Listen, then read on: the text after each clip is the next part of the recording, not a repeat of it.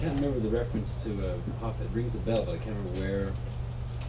What about the stationery? Was it you who told me that there was a letterhead, that Dorfman and Ruby was listed on the letterhead right under Dorfman? It was in the memo. It was not. It was not a letterhead. It was some document that gave a list of union officials, and he was listed right after Dorfman's name. And Scheim is bringing that document. Scheim has got beautiful. Bring it in. So Okay, we're rolling. Jimmy Hoffa Jr. told me that his dad was a close friend of Jack Ruby, which no one has ever conceded before as well. I mean, that the admission that Jim, you see Earl Ruby, who is Jack Ruby's brother, is the owner of Cobo Cleaners in Detroit, Michigan, a place where the Teamsters did considerable business. You know, I never thought of that. Could we get Jimmy? I've talked to Jimmy Hoffa Jr. Jimmy Hoffa Jr. will lie to you about this. Would he say that his father was a close friend of Jack Ruby? No. What happened was, when he said it to me, the story is December 27th, 1977. I was at Hoffa's office, and Murray Chodak, his law partner, was there. We were talking, and this was while I was writing the Hoffa Wars, and I said, Jim, I've got to tell you, I'm going to implicate your old man in the John Kennedy murder with Marcello and Traficani. And he said, that's bullshit. He said, that never happened. He says, listen, my dad was a friend of Jack Ruby. He knew him, okay? He said, but so what? You know, Ruby was the kind of guy who knew everybody. And I was so startled when he said that, I took out my notepad and I wrote the quote. I started writing a quote down, and Hoffa goes, that's off the record. And I goes, Jimmy, you know the rule. You say this is off the record, and then you say something. You don't say something and then see my response to it and then say that's off the record, because no one has even alleged that your dad had any relationship with Hoffa at all. So with Ruby at all, rather. I'm sorry, that he had no relationship with Ruby at all. So the conversation, just fizzled out after that, and so I started leaving. But I made sure that I wrote down the entire quote. Playboy magazine had bought the excerpt to my book, and we were putting the excerpt together. And Barry Golson, who's the executive editor there, and who and was my editor for the story, we had worked about 5 days on it, and we finished at about 2:30 in the morning. So we went out to some greasy spoon over on 3rd Avenue here in New York. And during breakfast, Barry said, gee, I wish we had some direct connection to Oswald or to Ruby. And I said, yeah, me too. The only thing I have is, and I told him this story about my meeting with Hoffa and Chodak, because Hoffa had said to me, what did I just say, Murray? And Murray said, you didn't say anything, Jimmy. And then Hoffa leans back in his chair and says, see, Dan, what do you got? You got nothing. And then that's when I left. So what had happened was, somehow when the book came out and the article came out, young Hoffa had gotten a copy of it in advance. Did the book say that Hoffa and Ruby were friends? Yeah, it's in a footnote. It's in a footnote in the book, and then I added it as Barry Golson and I ended up going back to the office that night and adding that he was a friend. He said, listen, do you have it written down someplace? I said, yeah. He says, we'll back you up on this. And so we went back, we added to the story. I was in page proofs in my book. I ended up adding it as a footnote in the Hoffa Wars. So then he said, Playboy will back me up if I get sued. So just before the books came out officially, Ruby and Hoffa were both dead. But by Jimmy Hoffa Jr. for claiming that he had said this, and he had a witness to say that he didn't. So Jimmy somehow had managed to get an advance copy of the article or the book, one of the two, but he had seen his quote in there, which he was denying vehemently before. And he was screaming at me on the telephone. And so I always got a tape recorder hooked up to my phone, and here I have a guy who's a potential, a guy who's going to potentially sue me.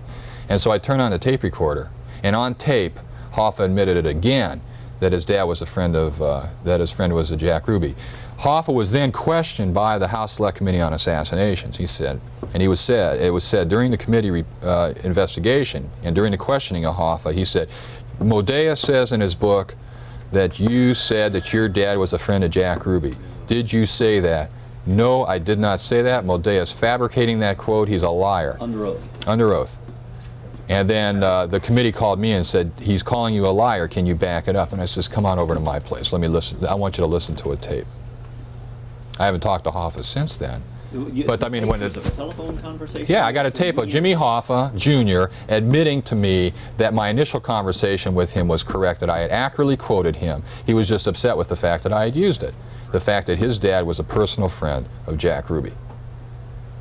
and that he had testified for the investigators at the church committee that he had ever said that. In fact, he did say that. In fact, his dad was a friend of Jack Ruby. They didn't go after him for perjury.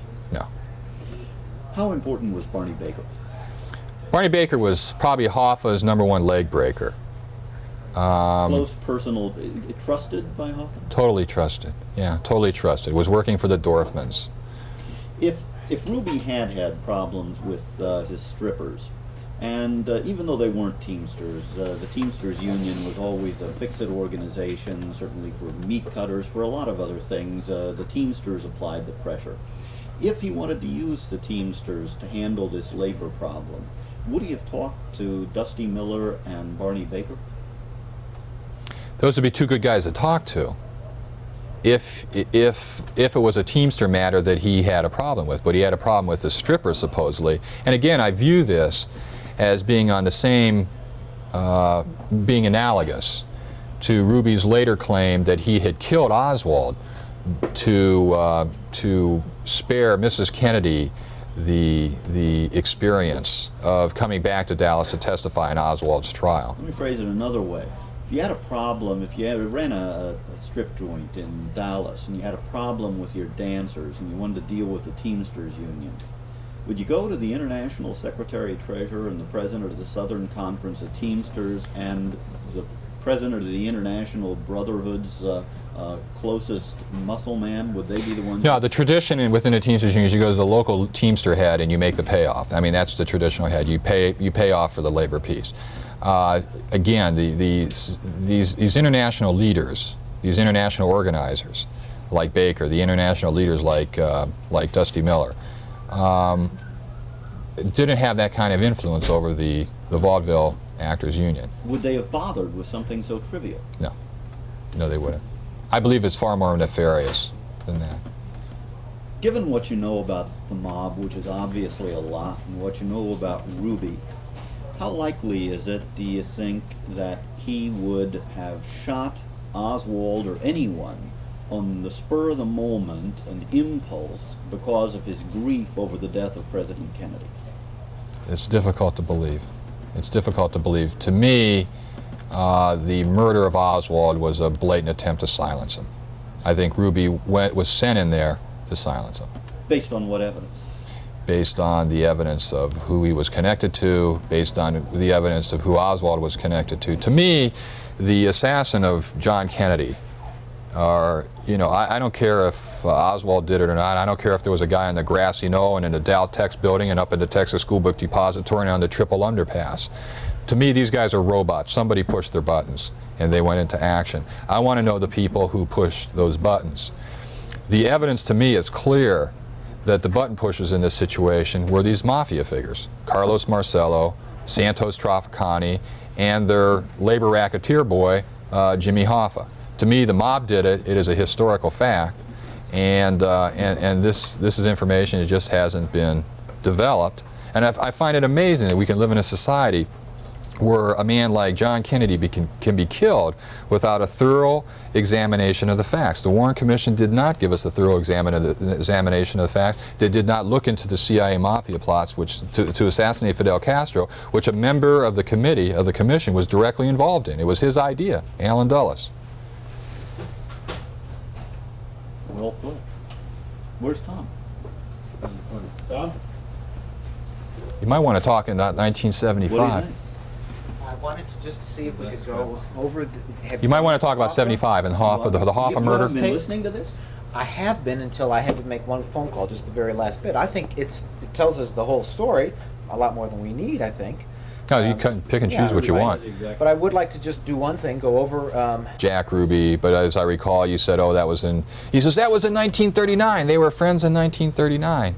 He said, To me, I just was looking for confirmation. we Wait, want the tape. Yeah, He says sure. it on videotape? No, Not on videotape, on audio so tape. what? Well, if it's fine, but this is Jimmy Hoffa Jr. Yeah. Yeah. No, I know Jimmy Hoffa Jr. I know, no. I'll show you the report. I got the select committee's report where he's denying it. They gave me the report where he's denying, We don't and need his denial, we need his confirmation. That's yeah, the sure, news. you got it. No problem. Just Okay. call me and I can get remind his me. I'll denial get- anytime. Okay. Oh, just the Costello. Yeah, well, you had said that, as you told it, it kind of seemed like Hoover was totally genuine in saying there was no mafia, and suddenly had a revelation in 1962. But you also said do you believe the stories about his meeting Frank Costello and a relationship between them, a friendship between them?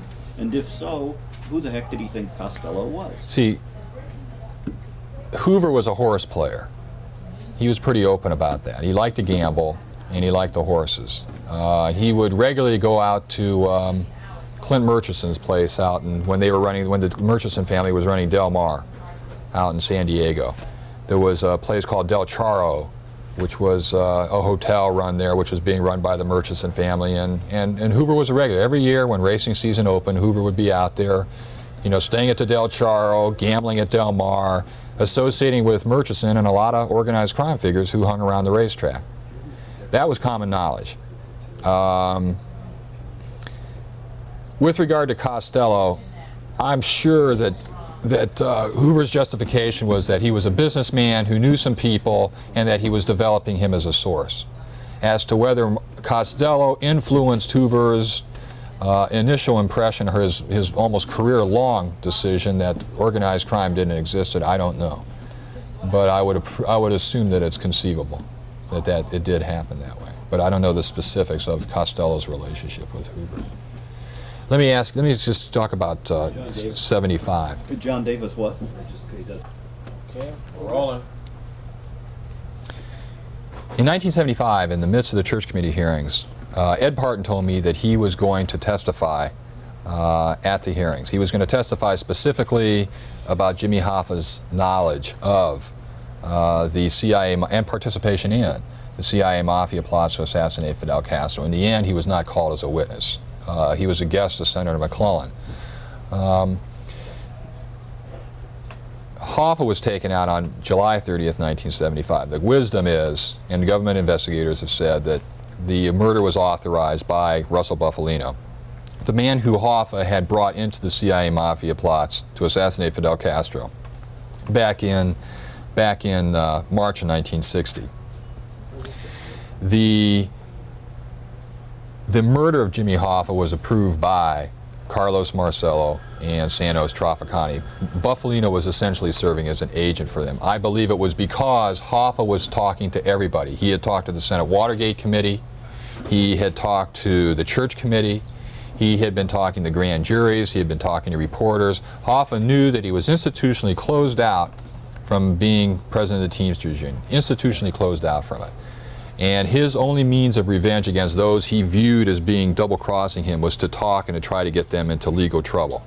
You know, he was sincere in running for president. He was institutionally closed out. He had written the 1961 IBT Constitution, which said that the president of the Teamsters Union could unilaterally place any local into trusteeship which was dissenting and there was trouble.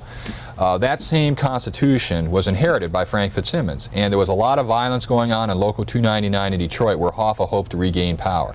As you know, in order to be considered for any office in the Teamsters Union, you have to be a delegate to the convention that's held every 5 years. And those delegates are officers from the various locals. Hoffa was institutionally closed out from regaining his presidency in the Union by the Constitution itself and by the federal requirements, which said if he did run for Union office before 1980, he would be sent back to jail to complete his term. Also, Sam Giancana was to have testified before the Church Committee a month earlier. And the night before his testimony, he was shot several times in the head as he was making dinner in his kitchen in Oak Park, a suburb of Chicago.